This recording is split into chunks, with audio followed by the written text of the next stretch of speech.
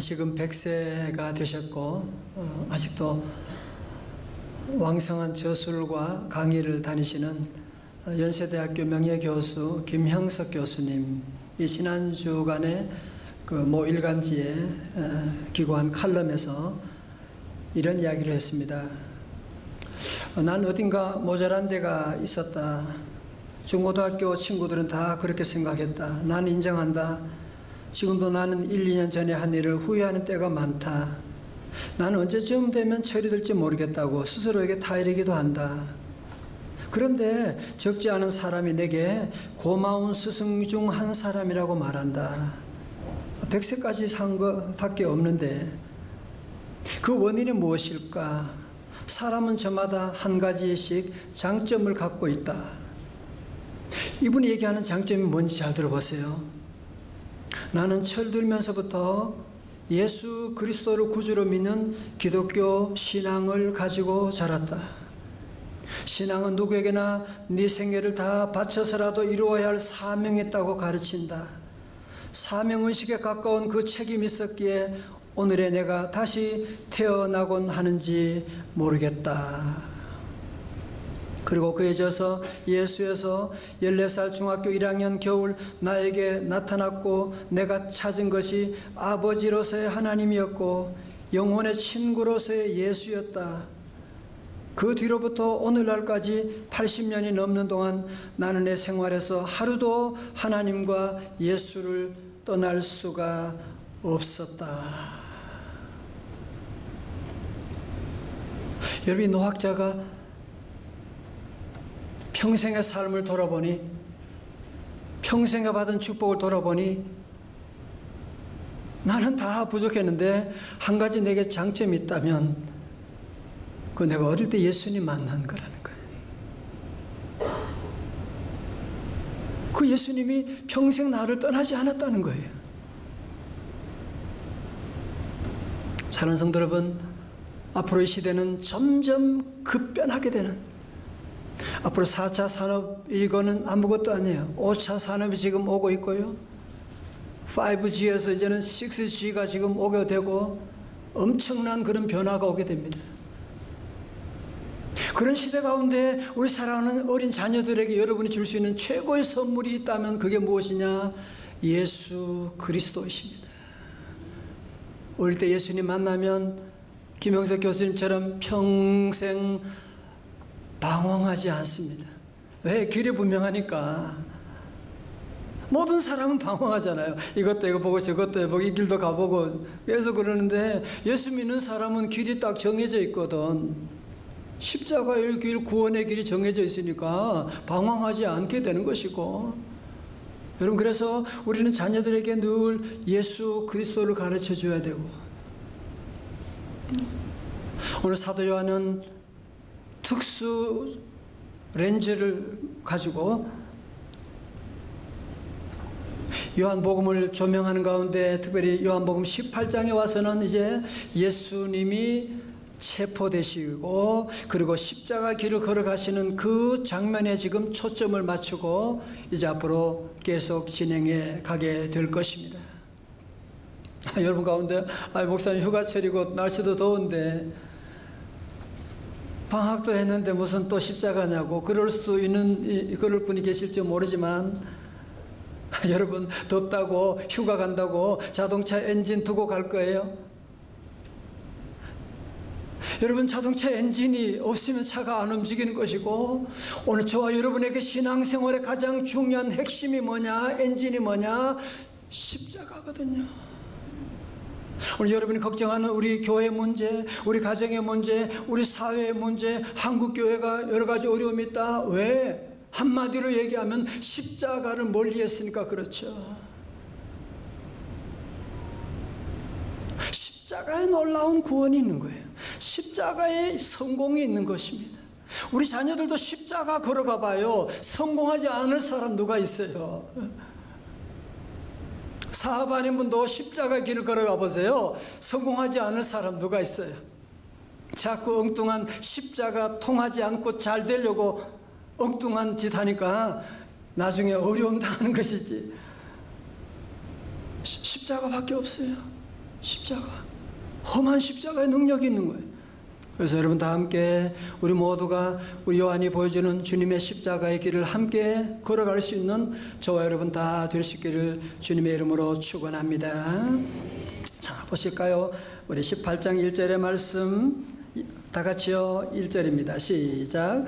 예수께서 이 말씀을 하시고 제자들과 함께 기드론 시내 건너편으로 나가시니 그곳에 동산이 있는데 제자들과 함께 들어가시니라. 아멘. 자, 그러니까 예수님께서 예루살렘 다락방에서 함께 기도하시고, 그죠? 17장에 기도 나왔잖아요. 기도를 마치시고 그리고 제자들과 함께 이제는 기드론 시내가 있는 그곳으로 이제 내려가고 계시는 겁니다. 여러분, 기드론 시내는 예루살렘과 감람산 사이에 있는 그 계곡이거든요. 성지 답사 가면 쉽게 갈 수 있는, 늘 다니는 길이 바로 거기에요. 그런데 여러분, 기드론 시내가 구속사적으로 특별한 의미가 있는 것은 뭐냐 하면, 예루살렘에서 6월절이 되면 양들과 짐승을 잡잖아요. 수만 마리를 잡거든요. 그러면 그 피가 흘러서 어디로 가느냐? 기드론 시내가로 흘러가게 되는 거예요. 놀라운 여기 영적인 의미가 있는 것은 뭐냐 하면은, 이제 곧 있으면 하나님의 아들 예수님이 십자가에 달려 돌아가셔서 그 피를 흘리시는데, 바로 그 예수님이 기드론 시냇가를 지나가고 있었다는 것은 절대로 우연의 일치라고 말할 수가 없는 놀라운 하나님의 섭리가, 주님의 피 흘리시는 어린 양 예수님이 기드론 시냇가로 내려가고 있었던 것입니다. 그리고 그 제자들과 함께 이제 시냇가를 지나서 겟세마네 동산으로 올라가시게 됩니다. 겟세마네 동산에서는 기도하시는데 요한복음에는 그 기도가 없어요. 그러니까 2절과 3절 사이에 겟세마네 동산에 기도가 있는데요, 누가복음 22장 42절에 보면 이르시되 아버지여, 만일 아버지의 뜻이거든 이 잔을 내게서 옮기시옵소서. 그러나 내 뜻대로 마옵시고 아버지의 원대로 되기를 원하나이다 하시니, 예수님은 인간적인 이런 고통 가운데 할 수만 있으면 이 잔을 내게 지나가게 해달라고 이런 기도를 몇 번, 무려 3번씩이나 하시고, 누가복음에는 누가를 쓴 의사니까 예수님이 기도하시는데 땀방울이 핏방울이 되도록 피가 나올 정도로 주님은 정열을 다, 온 힘을 다해서 눈물로 통곡의 기도를 드리셨던 것입니다. 예수님의 그 기도로 말미암아, 그 은혜로 말미암아 오늘 저와 여러분이 구원받아 하나님의 자녀가 되고 오늘 이 예배 자리에 오게 된 줄로 믿습니다. 성도 여러분, 우리 예수님을 보면 예수님은 공생애를 시작하시면서도 40일 금식기도 하시고, 이제 모든 생계가 끝나면서 겟세마네 동산에 가서도 십자가 지기 전에 마지막에도 기도하시고 늘 기도의 본을 보여주셨거든요. 우리 성도들도 늘 기도해야 돼요. 아침에 하루 시작하면서도 주님께 기도하고, 하루를 다 마치고 문을 닫을 때도 우리는 주님께 기도하고 주의 은혜 감사합니다. 여러분이 기쁠 때도 기도하고 주의 은혜입니다. 어려울 때도 주님께 기도하고 나가고, 휴가를 떠날 때에도 반드시 기도하고 출발하는 거예요. 휴가지에 도착한 다음에도 다시 손 모으고 하나님 감사합니다. 기도하셔야 돼요. 왜 자꾸 그렇게 열심히 기도하라고 하느냐? 왜 그런지 아세요? 제가 왜 자꾸 여러분이 기도하라고 귀찮게 그런지 아세요? 그 이유는 한 가지입니다. 마귀가 있어서 그런 거예요. 마귀는 항상 여러분이 시험 들게 해서 망하게 하는 것이 작전이기 때문에, 그래서 예수님은 제자들에게 다 이르신 거예요. 누가복음 22장 46절에 이르시되 어찌하여 자느냐, 시험에 들지 않게 일어나 기도하라 하시니라. 다 같이 아멘. 자, 이제 여러분, 요한복음 13장 앞에서 성만찬이 끝날 때에 어두운 밤에 유다가 혼자 사라지게 된 얘기 있었지요. 기억나세요? 유다는 예수님의 그 동선이 어디로 가시는지 꿰뚫고 있기 때문에 이제 예수님이 이제 예루살렘을 지나면 기드론을 지나서 겟세마네 동산으로 올 걸 주님 유다는 다 알고 있고요. 그래서 칼과 몽둥이로 무장한 로마 군인들을 대동하고 나타나서 예수님께 입을 맞추면서 랍비여 안녕하시옵니까? 자, 어떻게 인간이 이럴 수가 있습니까? 그리고 이 당시 유다가 데려왔던 이 군대는요, 헬라어로 스페이라라고 하는 단어로 600명의 중대 병력을 끌고 데리고 온 거예요. 그 많은 군대 병력을 예수님을 잡겠다고 로마 군대가 투입되게 된 것입니다. 그런데 우리 예수님은 전혀 그들을 두려워하지 않죠. 도리어 군인들에게 말씀합니다. 4절에 예수께서 그 당할 일을 다 아시고 나아가 이르시되 너희가 누구를 찾느냐. 여러분, 예수님은 다 아세요. 저들 지금 누구를 찾고 있는지, 가룟 유다가 예수님을 배반할 것도 주님은 다 아시지만 주님은 도리어 피하지 아니하시고 인류의 구원을 이루시기 위해서 주님은 당당히 받아들이게 된 것이고, 내가 누구를 찾느냐 그런 질문에 5절에 대답하되 나사렛 예수라 하거늘 이르시되 내가 그니라 하시니라. 그를 파는 유다도 그들과 함께 섰더라. 6절 다 같이요, 시작. 예수께서 그들에게 내가 그니라 하실 때에 그들이 물러가서 땅에 엎드러지는지라. 아멘. 여러분, 상식적으로 생각하면 로마 군인들이 네가 나사렛 예수야? 너 따라와 하고 체포하고 나갈 수가 있는데,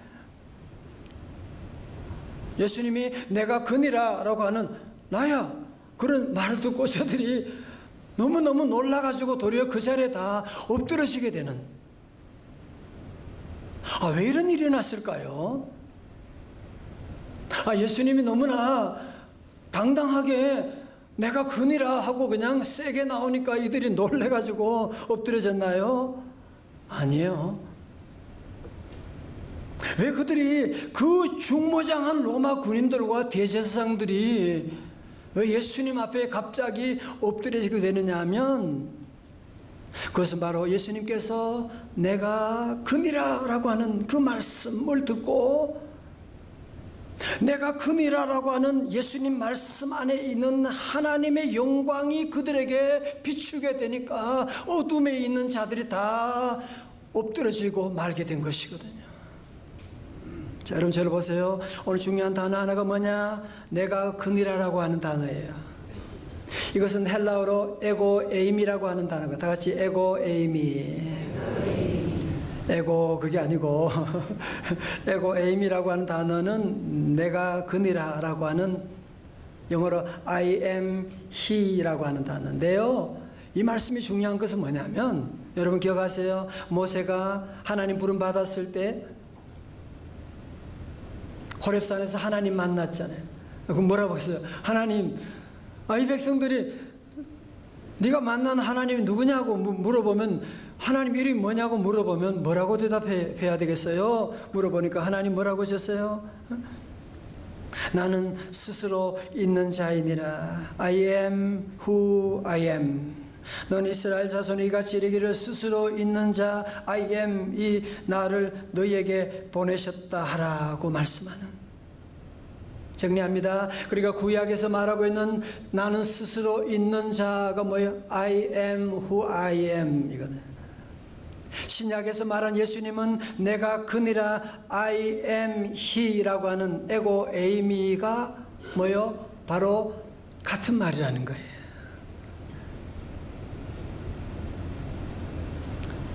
에고 에이미라고 하는 건, 그래서 예수님은요 요한복음에서 무려 7번이나 나는 빛이니, 나는 내가 곧 진리요 생명이니, 그게 다 에고 에임이라는 말이에요. 자, 사랑하는 성도 여러분, 그러므로 우리가 정리하면 우리 예수님은 인간의 몸을 입고 오셨지만 그분은 바로 하나님이셨다는 거죠. 스스로 있는 자라는, 그분이 바로 에고에이미, 하나님이 바로 우리 가운데 오셨다고 하는 사실, 그 주님이 땅에 오셔서 물이 변하여 포도주를 만드는 기적을 행하시고 물 위를 걸어가기도 하고 보리떡 5개 물고기 2마리로 5,000명을 먹이는 기적을 행하시기도 하고,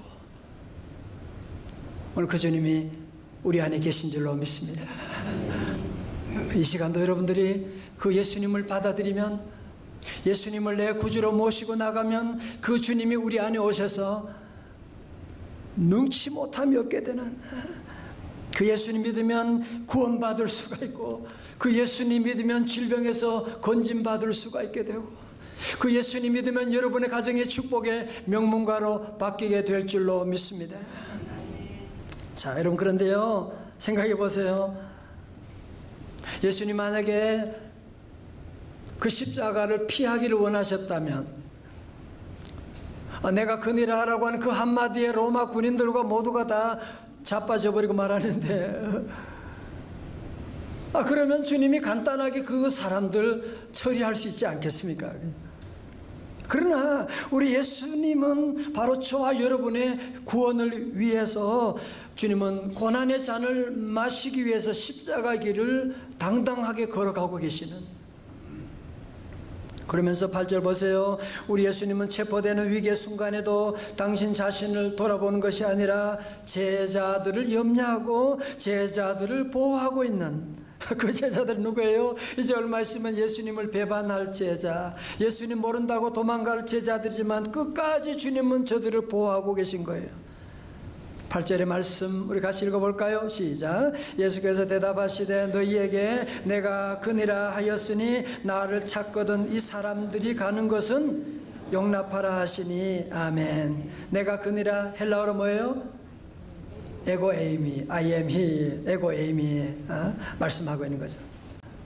우리 성도들은 늘 십자가를 늘 사랑하고 십자가의 길을 걸어가고, 왜? 거기에 구원이 있거든요. 거기에 행복이 있거든요. 사업하시는 분도 늘 십자가의 길을 걸어가야 돼요. 오늘 잘 되고 뭐 돈 얼마 들어오고 그런 거 생각하면요, 장차 받을 영광에 들어갈 수가 없어요. 늘 십자가 지고. 우리 학생들도 오늘 많지요. 학생들도 그래야 돼요. 여러분, 미래 걱정하지 말아요. 십자가 길을 걸어가고 기도하고 묵묵히 공부하고 나가면 길은요 열리고 말지. 기회가 얼마나 많이 올지 모릅니다. 십자가 안 지고 잘 되고 성공하는 길을 찾으려고 하니까 그런 일은 절대로 없는 것이거든요. 자, 그러면 예수님이 걸어가신 그 십자가 길은 무엇이냐? 십자가의 길은 베드로처럼 칼을 사용하는 것이 아니라 칼을 내려놓는 것입니다. 십자가의 길은 힘을 사용하는 것이 아니라 힘을 내려놓는 것입니다. 사랑하는 성도 여러분, 오늘 시간 다시 한번 저와 여러분에게 혹시 베드로의 칼이 우리 손에 들려있지는 않은지 점검해 보지 않으시겠습니까? 때로 우리도 분노의 칼, 미움의 칼, 비판의 칼, 복수의 칼, 저주의 칼을 함부로 휘두를 때가 얼마나 많이 있습니까? 그 칼에 아내가 맞아가지고 그 칼에 자녀들이 맞아서 신음하고 있는 그런 모습이 여러분 보이지 않습니까? 오늘 주님은 말씀하십니다. 네 칼을 칼집에 꽂으라고 말씀하는 거예요. 다 같이 아멘. 칼을 쓰는 자는 칼로 망하게 되는 것입니다. 그 칼은 돌고 돌아가는 거예요. 내 칼을 맞고 가만히 있을 사람 누가 있어요? 누가 가만히 있겠어요? 애들도 가만히 안 있지요. 그러니까 그 칼이 돌고 돌아가니까 온 집안의 아픔이, 온 나라에 이런 아픔이 오게 되는 것이거든요. 때로 우리는 그 잘난 칼로 자꾸 자기를 찌르는 사람이 있어요. 자기를. 그래서 내가 외로운 거예요. 나마저 나를 미워하고 자꾸 칼로 나를 찌르고 자해하고 나를 미워하고 업신여기고, 하나님이 나와 함께 하는데 나를 사랑하지 못하고 있다면 어떻게 하시겠습니까?